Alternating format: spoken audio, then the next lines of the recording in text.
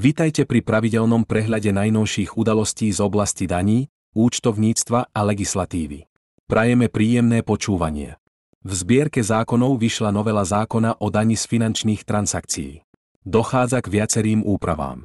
Mení sa definícia daňovníka, zavádza sa rozdelenie daňovníkov s obmedzenou a neobmedzenou daňovou povinnosťou, spresňuje sa zoznam subjektov, ktoré sú vylúčené z okruhu daňovníkov. Tiež sa zavádza definícia pojmu preúčtovaný náklad, doplňa sa definícia stálej prevádzkarne. Legislatívne sa spresňuje pojem použitie platobnej karty. Zverejnené aj bolo nariadenie vlády o výške odvodu pri niektorých hazardných hrách. Stanovuje sa ním výška odvodu do štátneho rozpočtu. V parlamente bol schválený návrh novely zákona o spotrebiteľských úveroch a iných úveroch a pôžičkách pre spotrebiteľov, ktorým sa mení aj zákon o dani z príjmov vo väzbe na zmenu systému hypotekárnej pomoci na zvýšenú splátku úveru na bývanie. Prečítajte si pripomienky SKDP k návrhu novely zákona o ochrane pred legalizáciou príjmov z trestnej činnosti a o ochrane pred financovaním terorizmu. Do pripomienkovania bol predložený aj návrh opatrenia Ministerstva financií, ktorým sa ustanovujú podrobnosti o postupoch účtovania a účtovnej osnove pre sociálnu poisťovňu. Finančná správa zverejnila viacero dôležitých informácií. Vydala informáciu k uplatňovaniu daňového bonusu na dieťa na začiatku školského roka. Zverejnené boli aj najčastejšie otázky k daňovej amnestii, ako aj metodický pokyn k zákonu o miestnom poplatku za rozvoj. Tiež je dostupná informácia k sumám potrebným pre výpočet daňovej povinnosti fyzickej osoby na budúci rok. Európska konfederácia daňových poradcov informovala, že víta príležitosť reagovať na konzultáciu Európskej komisie o pravidlách DPH platných pre sektor cestovného ruchu a turistiky, a najmä o systéme zdaňovania cestovných kancelárií.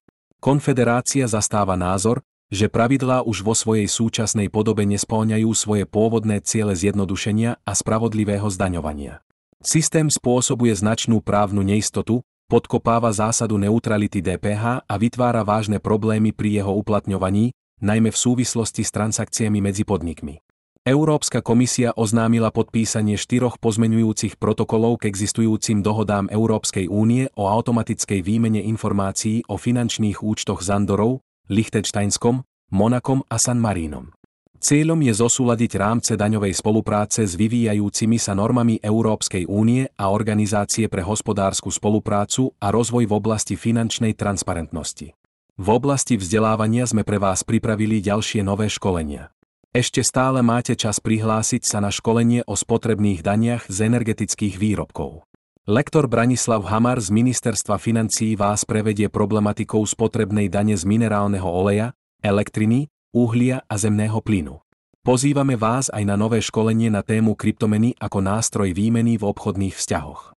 Novinkou je aj školenie zamerané na zmeny v zákone o dani z finančných transakcií, či práca z domu v pracovnoprávnych vzťahoch. Prihlásiť sa môžete aj na školenie ku konsolidačnému balíčku a zmenách, ktoré sa dotknú zamestnancov aj zamestnávateľov. Všetky ich nájdete na webe SKDP. Rozsiahlejší prehľad informácií z oblasti daní a odvodov nájdete v našom spravodajcovi, ktorý vychádza každý týždeň v stredu. Ak nechcete zmeškať žiadne naše číslo, prihláste sa na jeho odber prostredníctvom webu SKDP. Ďakujeme, že nás počúvate.